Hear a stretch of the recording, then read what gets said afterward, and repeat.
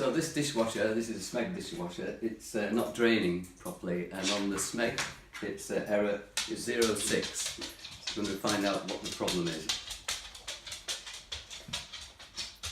Why have you turned it that way up?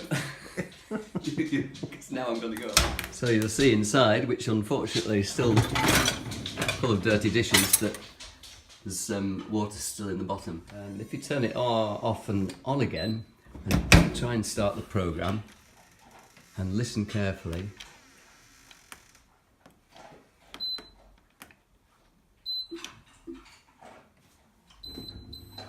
I think you might just be able to hear that the pump is actually making a buzzing noise but not whirring around. There's no water being sucked out. So what I think is that the pump is either broken or it's got something jammed in it. So we're going to have a look at the pump and see what the problem is. You don't want to empty all your dishes out again. You can take the bottom tray and the top tray out. The top one comes off with this little clip here, which I'll just unclip and we'll slide them all out. So with the noise of the kettle in the background, we take these two clips off here, and this top will just slide out, so it saves you having to move all the dishes again. Now, we have to get as much water out as possible with a jug. It's not a very nice job, but if you don't get as much out as possible, then it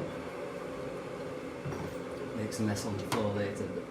It might be a good idea to take this out, the spray arm, and a filter, because you can get right to the bottom.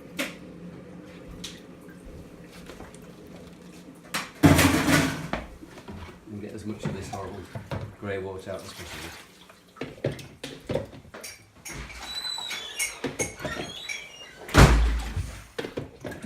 As you can hear, this is a busy kitchen. So it's inevitable there's going to be water spillage when we get the dishwasher out. So I'm going to put some towels down on the floor. And what's wrong with towels? Get the dishwasher out. When you've done this, the first thing to remember is to unplug it. Very important that you don't leave anything plugged in, okay? Okay. Yeah. You can make a living out of this.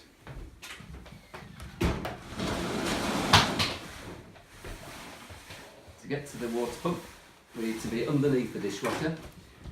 So we're going to turn it that side, and this is when the water will come out.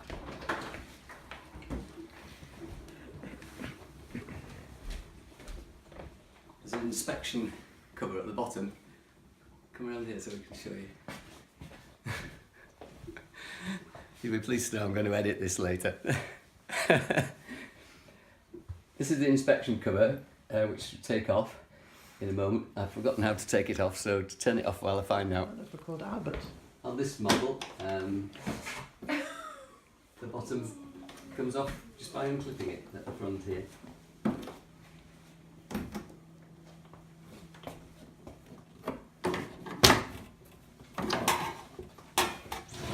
Clips around the side, no screws are fixing it in. Try not to break the clips. That one's sticking a bit.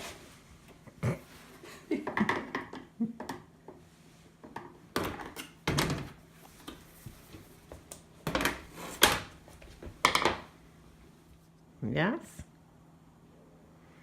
Oh, master? This is the water pump, and let's hope there's either two things could be the problem. It's either broken, in which case we'll have to get a new one. I recommend e-spares. I get a lot of spares for my appliances from e-spares. The other providers are available. And so we'll have a look at the water pump and see if there's anything wrong with it inside, anything stuck inside it. This is how you get the water pump. Let's have a look inside and see if there's anything that's stopping it working. Unfortunately, there isn't. Oh, hang on.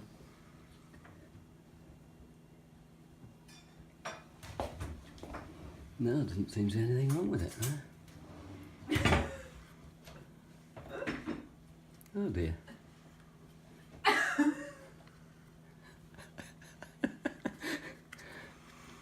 I'm going to put it back together, and then, you know, when you say on computers you turn them on and off, put it back together and see if it works. It might have been something that's jammed and disappeared again.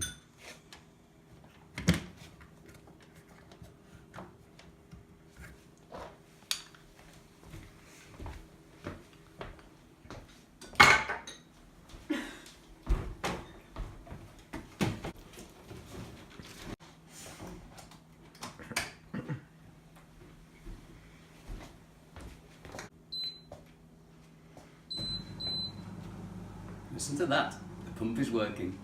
What we'll do is just go through a cycle, let it fill up, and then see if it empties again. It's low battery. Carry on. That's alright. Say that again.